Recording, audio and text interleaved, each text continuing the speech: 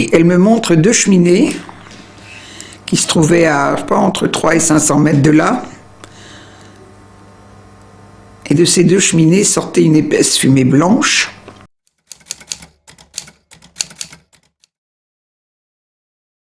Je m'approche d'elle et je lui demande en allemand, j'avais fait de l'allemand au lycée, je lui demande en allemand où sont les femmes qui sont parties avec les camions. Alors elle me regarde, elle me dit, elles sont dans un camp bien moins dur que celui-ci.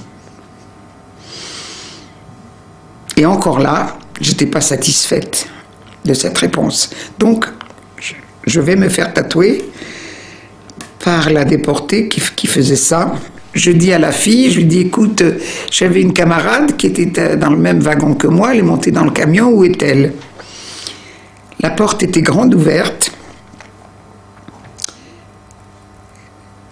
Et elle me montre deux cheminées qui se trouvaient à, je sais pas, entre 300 et 500 mètres de là. Et de ces deux cheminées sortait une épaisse fumée blanche. Et elle me dit, ben, ils sont là. Alors je dis, mais ils sont déjà dans une usine en train de travailler?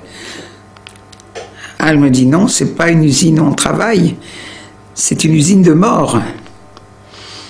Je dis, qu'est-ce que tu me racontes? Qu'est-ce que c'est? Et là, elle m'a expliqué tout. La salle de douche,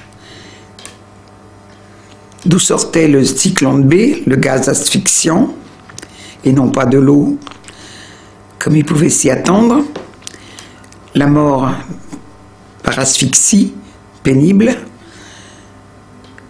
Les corps se chevauchaient, montaient les uns sur les autres, pour essayer d'attraper un peu d'air.